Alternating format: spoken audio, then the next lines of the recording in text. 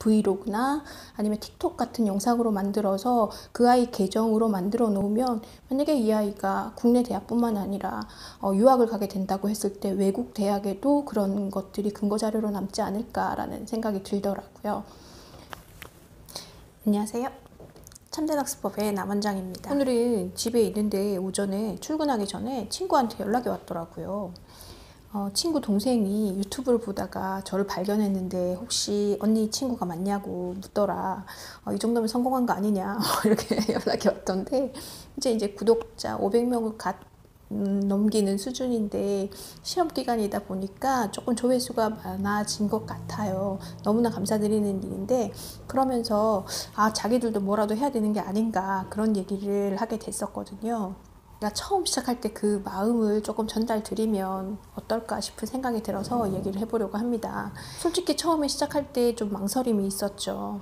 근데 이제 시기적으로 코로나였고 뭔가 좀 다른 걸 해봤으면 좋겠다라는 생각도 들었고, 코로나가 생기기 전, 그러니까 그게 2019년이죠. 그때 제가 11월 정도에 혼자 갔던 이제 마지막 여행이 될 텐데 그때 치앙마이를 갔었어요. 갔더니 많은 외국인들이 있었고, 그리고 우리 노트북 한 곳만 들고 그 식당이나 혹은 카페에 와서 일하는 사람들이 많더라고요. 나의 로망이다. 여행을 하면서 저렇게 아예 생산적인 일을 안 할 수는 없는 거잖아요. 생활을 하려면 꾸준하게 소비를 해야 되는 거기 때문에 어느 정도 소득이 없다면 좀 힘들지 않을까라는 생각이 들었고, 그 전까지 저희의 생활을 살펴보면 제가 손발로 뛰었을 때만 돈이 되는 그런 일을 하고 있더라고요. 강의도 뭐 온라인 강의를 하는 게 아니라 오프라인에서 직접 아이들과 상대를 해야 수익이 생길 수 있는 그런 일을 해서 얘기를 많이 들었죠. 파이프라인, 뭐 여러 군데의 파이프라인을 만들어야 되고 직접 뛰지 않더라도 돈을 벌어 들일 수 있는 그런 거를 만들어라 라고 하는데, 뭔가 내가 할 수 있는 걸 찾으면 좋겠다라는 생각이 들더라고요. 근데 내가 뭘 이야기를 할 수 있을까? 내가 다른 사람들보다 좀 더 아는 내용이 뭐지? 그러니까 본인은 잘 모르는 것 같아요. 그래서 오늘 친구도 그 얘기를 하더라고요. 자기들도 유튜브를 해야 되는 게 아니냐. 근데 내가 뭘 하지? 라고 했을 때 저는 떠오르는 게 있더라고요. 너 인테리어 좋아하잖아. 너 영어 연수에 대한 정보 많이 알잖아. 이렇게 전달이 되더라고요. 저 역시도 제가 누군가한테 나 유튜브 하고 싶은데 어떤 주제로 해야 돼? 라고 물어보면 거의 대부분이 저한테 그랬거든요. 너 학원 얘기해야지. 수학 얘기해야지 라고 얘기를 했는데 저는 최대한 그거는 좀 배제하고 싶었었거든요.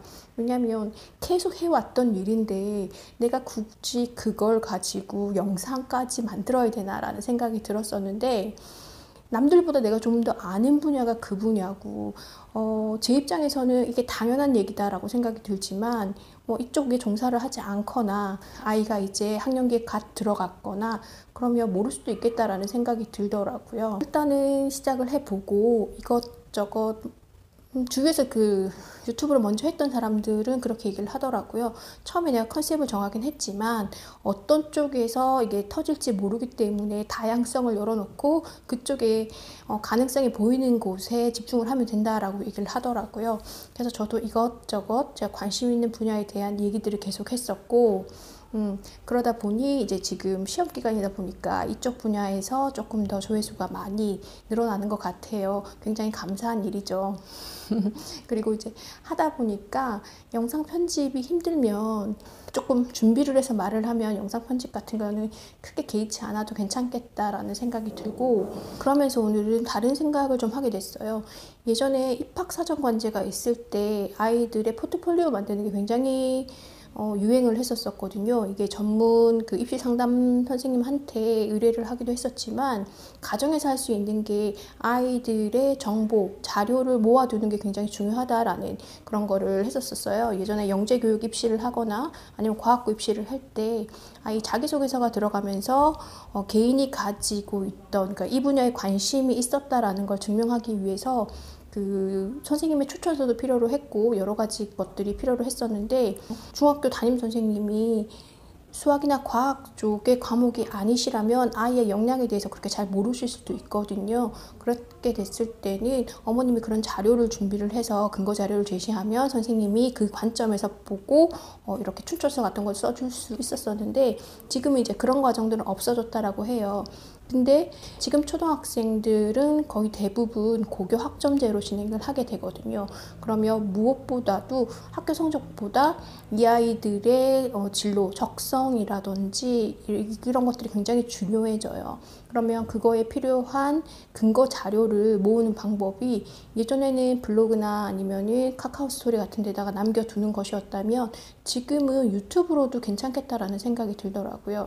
저희 딸아이 같은 경우에는 그림 그리는 걸 굉장히 좋아하고 제가 봤을 때는 소질이 있는 것도 같은데 그런 그림 같은 것들을 브이로그나 아니면 틱톡 같은 영상으로 만들어서 그 아이 계정으로 만들어 놓으면 만약에 이 아이가 국내 대학뿐만 아니라 유학을 가게 된다고 했을 때 외국 대학에도 그런 것들이 근거 자료로 남지 않을까라는 생각이 들더라고요.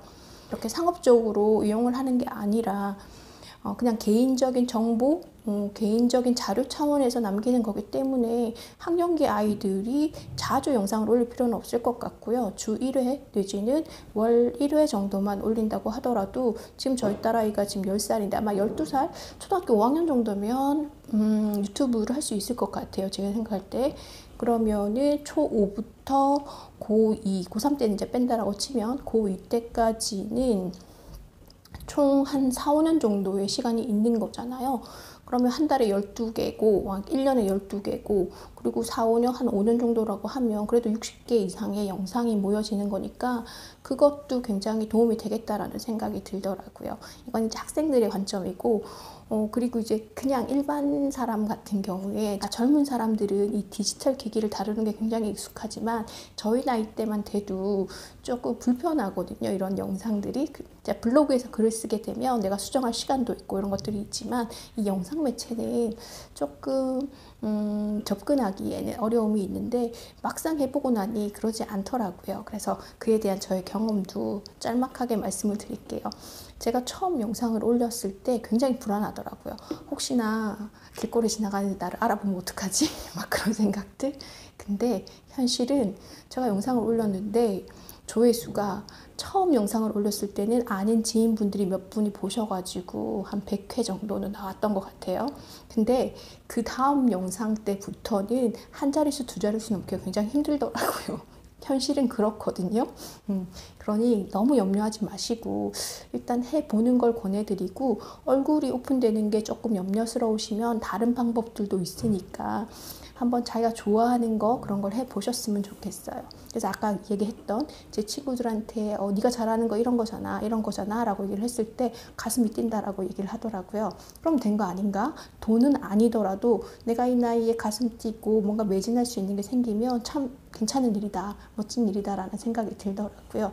그래서 혹시나 이런 영상을 하는 데 있어서 해볼까? 근데 내가 어떤 걸 할 수 있을까? 염려가 되시면 시도해 보는 걸 권해드립니다. 네, 오늘 제 영상은 여기까지고요. 다음에 다시 인사드리도록 하겠습니다. 시청해 주셔서 감사합니다.